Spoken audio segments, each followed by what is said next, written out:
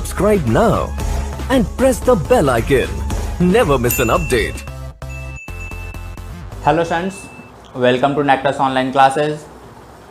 जैसा कि आप लोग को याद होगा, हम लोग फिजिक्स पढ़ रहे थे, प्रकाश का परावर्तन। ठीक है, तो इस वीडियो लेक्चर में हम लोग इस चीज़ को कंटिन्यू करने वाले हैं। तो आज हम लोग पढ़ने वाले हैं समतल दर्पण पर पड़ने वाली किरण का परावर्तन। उसके बाद हम लोग प्रतिबिंब देखेंगे, प्रतिबिंब क्या होता है। फिर हम लोग पढ़ेंगे समतल दर्पण द्वारा बने प्रतिबिंब।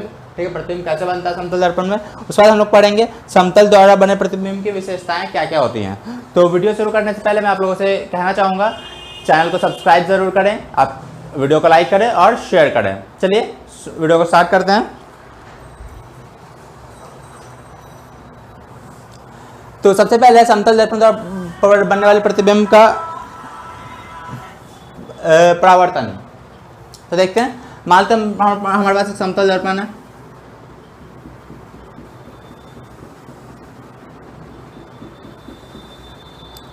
एम हमारे पास एक समतल दर्पण है। इस पे क्या हो रहा है, एक प्रकाश की किरण आ रही है जो इस पे 90 डिग्री का एंगल बना रही है। ठीक है, जब 90 डिग्री का एंगल बनाएगी तो होगा क्या, अगर ये 90 डिग्री होगा, ये आपतित किरण और अभिलंब के बीच अगर 90 डिग्री का एंगल बनता है तो जो किरण है उसी पथ पर वापस लौट जाती है। तो इस प्रकार हम लोग कह सकते हैं समतल दर्पण पर लंबवत पड़ने वाली किरण परावर्तन के बाद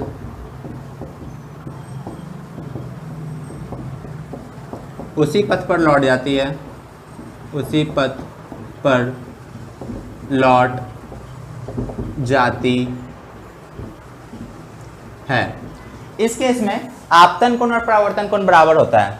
इस केस में आपतन कोण और परावर्तन बराबर तो हमेशा होता है, लेकिन इस केस में आपतन कोण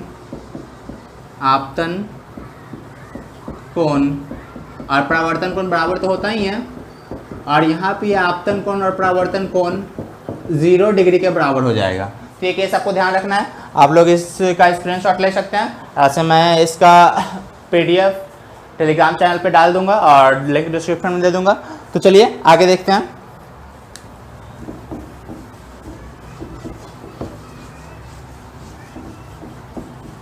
उसके बाद ये चैप्टर ये कवर हम लोग कर लिए। उसके बाद हम लोग को देखना है प्रतिबिंब।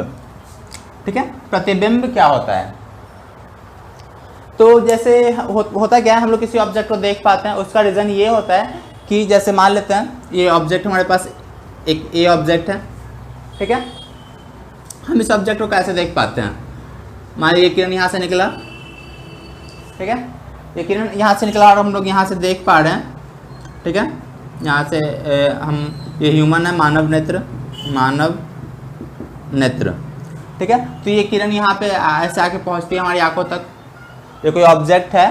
ठीक है, ये किरण यहाँ से ये गई ऐसे, ये ऐसे, और ये परावर्तन के बाद जब ये लौट कर आ रही है तो हमारी आंखों तक पहुँचती है। ठीक है, तो हमारी आंखों को इसका प्रतिबिंब दिखाई देता है। हमारी आंखों को लगता है कि इधर कहीं इस बिंदु से आ रही है, तो हमें यहाँ पे इसका प्रतिबिंब दिखाई देता है।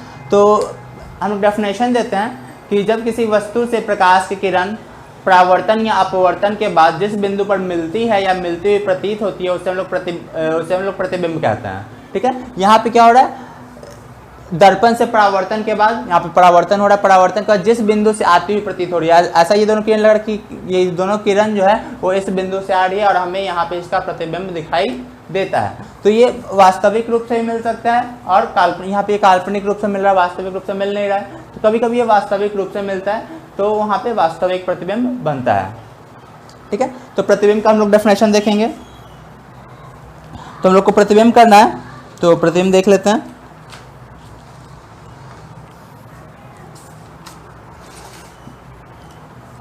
ठीक है, तो प्रतिबिंब का हम लोग यहाँ डेफिनेशन लिख लेते हैं।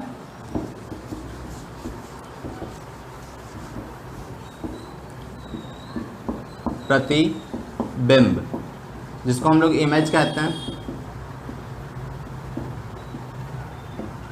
इसका डेफिनेशन हो जाएगा किसी बिंदु से आ रही प्रकाश की किरणें परावर्तन या अपवर्तन के बाद जिस बिंदु पर मिलती है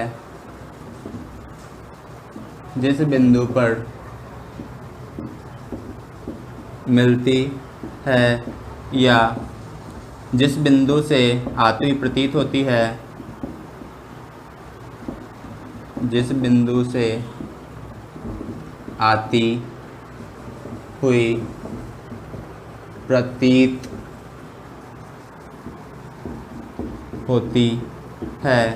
उसे उस बिंदु स्रोत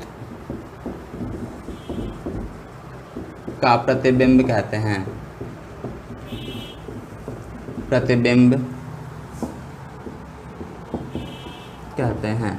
तो डेफिनेशन में किसी बिंदु से आ रही प्रकाश की किरण, हमारे किसी कोई वस्तु है जिसे प्रकाश की किरणें आ रही हैं, वो क्या होगा, किसी से परावर्तन होगा या अपवर्तन होगा के बाद जिस बिंदु पर मिलती है उस बिंदु को हम लोग प्रतिबिंब कहते हैं, या जिस बिंदु से आती हुई प्रतीत होती है उस बिंदु को भी हम लोग उस वस्तु का प्रतिबिंब कहते हैं। तो होप आप लोगों को क्लियर हो गया होगा। हम लोग डायग्राम से भी समझेंगे, आगे डायग्राम देखेंगे हम समतल दर्पण में कैसे बनता है, अवतल दर्पण में कैसे बनता है, उत्तल दर्पण में कैसे बनता है। तो अभी बस हम इतना समझ लेते हैं, डेफिनेशन को समझ में आ गया, आगे हम लोग डायग्राम से क्लियर कर लेंगे।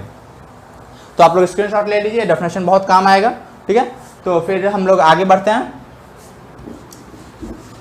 अब हम लोग देखेंगे प्रतिबिंब दो प्रकार के होते हैं। जो प्रतिबिंब है ये दो प्रकार के होते हैं। पहला तो है वास्तविक प्रतिबिंब,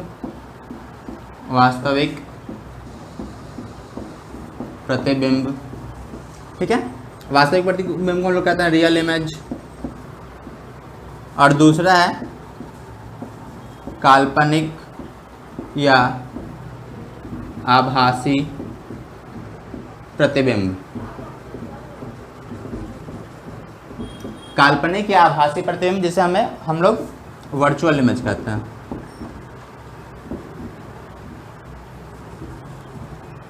वर्चुअल इमेज। तो वास्तविक प्रतिबिंब क्या होगा, वास्तविक प्रतिबिंब डेफिनेशन सेम वही होगा, जब वास्तविक रूप से मिलती है, जब किरणें परावर्तन या अपवर्तन और वास्तविक रूप से मिलते हैं, जिस बिंदु पर मिलती है उसे हम लोग वास्तविक प्रतिबिंब कहते हैं। और मिलती हुई अगर प्रतीत होंगी, मानते ऐसा लगे किसी बिंदु से आ रही है, ठीक है, तो उसे हम लोग काल्पनिक प्रतिबिंब कहते हैं। तो ये आप लोग देख लीजिए। उसके बाद हम लोग को करना है समतल दर्पण द्वारा बने प्रतिबिंब, ठीक है। समतल दर्पण प्रतिबिंब कैसे बनता है उस चीज़ को हम लोग देखने वाले हैं, ठीक है। हमारा नेक्स्ट टॉपिक है समतल दर्पण द्वारा बना प्रतिबिंब, ठीक है। इसमें क्या होता है, हम लोग एक समतल दर्पण इमेजिन कर लेते हैं।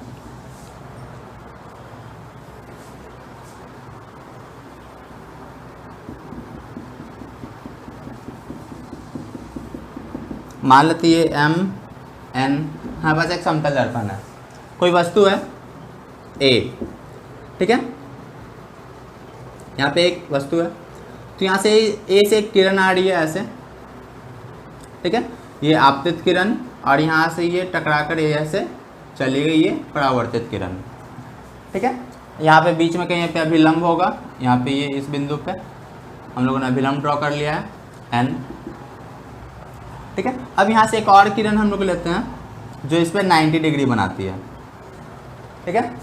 90 डिग्री बनाती है, इस रास्ते पे आएगी और इसी पे लौट के चली जाएगी। हम लोगों ने अभी डिस्कस किया है। अब क्या हो रहा है, ये किरण आगे की ओर ऐसे बढ़ा तो ऐसे चली जाएगी, तो ये दोनों किरणें इधर तो कभी मिलेंगी नहीं, डिस्टेंस क्या हो रहा है, बढ़ते चला जा रहा है, ठीक है। तो ये वास्तविक रूप से कभी नहीं मिल सकती है। अनंत पे भी क्या होगा, इसके बीच का डिफरेंस क्या होगा, बढ़ता चला जाएगा, वास्तविक रूप से कभी नहीं मिल सकती हैं। लेकिन दोनों किरणों को देखा जाए तो ऐसा लगा कि इधर से कहीं किसी बिंदु से आ रही है, इस बिंदु से, ठीक है। इसको हम आगे बढ़ा के देखते हैं, ठीक है। इसको हम आगे बढ़ाएं यहाँ से ऐसे,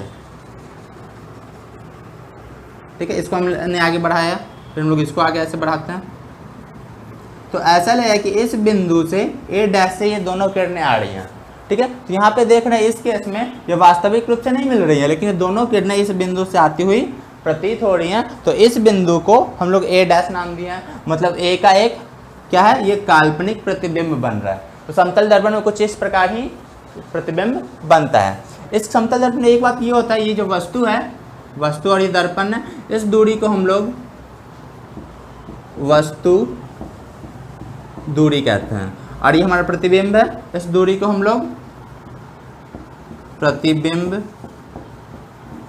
दूरी कहेंगे। ठीक है, वस्तु दूरी को ऑब्जेक्ट डिस्टेंस कहते हैं, और प्रतिबिंब दूरी को इमेज डिस्टेंस कहते हैं। ठीक है, इस केस में, समतल दर्पण के केस में हमेशा वस्तु दूरी को हम लोग स्मॉल u से डिनोट करते हैं और प्रतिबिंब दूरी जिसको स्मॉल v से डिनोट करते हैं। इस केस में वस्तु दूरी बराबर प्रतिबिंब दूरी होता है समतल दर्पण में। ठीक है, आप लोगों को क्लियर होगा। तो इस चीज़ को भी हम लोग बहुत अच्छे से समझ लिए हैं। फिर हम लोग का लास्ट टॉपिक आज का है समतल दर्पण द्वारा बने प्रतिबिंब की विशेषताएं। समतल दर्पण में जो प्रतिबिंब बनती है उसके क्या क्या विशेषताएं होते हैं। एक विशेषता हम लोग देख चुके हैं, वस्तु दूरी बराबर प्रतिबिंब दूरी होता है। चलिए आगे देखते हैं।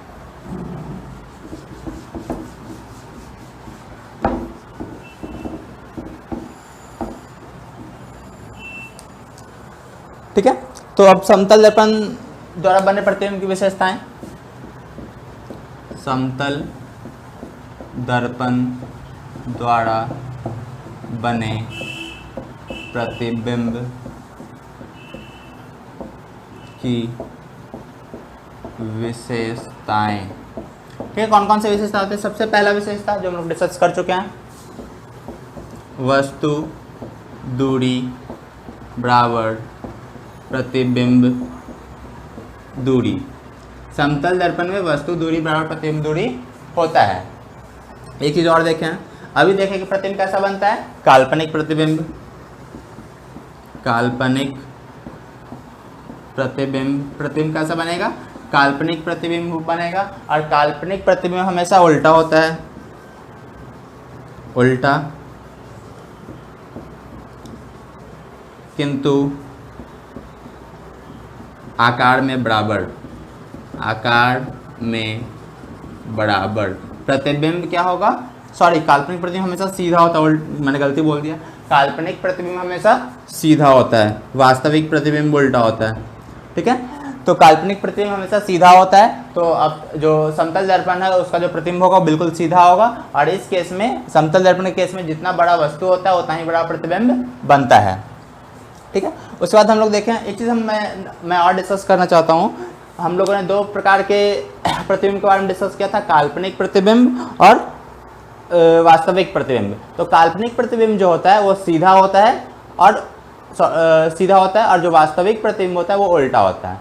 वास्तविक प्रतिबिंब को लोग पर्दे पर उतार सकते हैं, जो स्क्रीन होता है, जैसे हम लोग सिनेमा हॉल में जो देखते हैं, ठीक है, वो वास्तविक प्रतिबिंब होता है क्योंकि एक स्क्रीन लगा होता है और उसी स्क्रीन पर हम लोग इमेज को देखते हैं। तो जो सिनेमा हॉल्स वगैरह होते हैं वहाँ पे प्रतिबिंब वास्तविक होते हैं और वास्तविक प्रतिबिंब को ही पर्दे पर उतारा जा सकता है। एक बात और, वास्तविक प्रतिबिंब हमेशा उल्टा होता है और काल्पनिक प्रतिबिंब हमेशा सीधा होता है। तो समतल दर्पण के केस में जो प्रतिबिंब बनता है वो क्या होता है, काल्पनिक होता है। काल्पनिक होता है तो सीधा होता ही है और आकार में यहाँ पे बराबर होगा।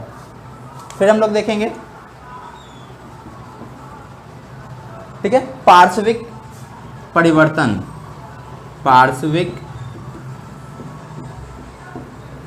परिवर्तन, एक और चीज हमको देखने को मिलता है, पार्श्विक परिवर्तन। जो समतल दर्पण होता है उसमें जो प्रतिबिंब बनता है पार्श्विक रूप से क्या होते हैं, परिवर्तित होते हैं। पार्श्विक रूप से परिवर्तित होने का मैं मतलब आप लोग को समझाऊंगा।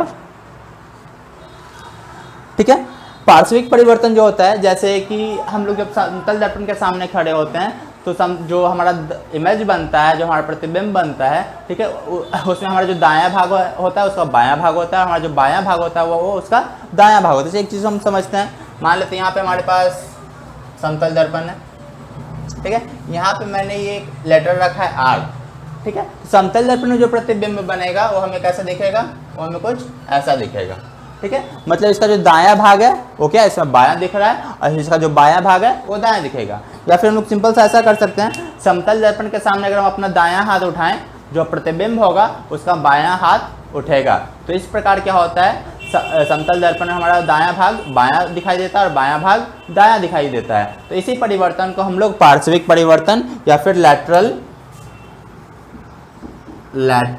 इन्वर्जन लैटरल इन्वर्जन कहते हैं। इसका बहुत सारा यूज़ भी है, ठीक है। जैसे एम्बुलेंस में आप लोगों ने नोटिस किया होगा कि एम्बुलेंस जो आगे होता है उल्टा लिखा होता है। एम्बुलेंस आगे उल्टा इसलिए लिखा होता है क्योंकि आगे जो उसके गाड़ी है वो अगर अपने शीशे में देखेगा तो उसको एम्बुलेंस सीधा नज़र आएगा, ठीक है। तो आज के लिए हम लोग इतना रहने देते हैं, ठीक है। तो होप आप लोग को वीडियो बहुत पसंद आया होगा। पसंद आया तो लाइक ज़रूर करें, दोस्तों के साथ शेयर करें और चैनल को सब्सक्राइब करना ना भूलें। Thank you.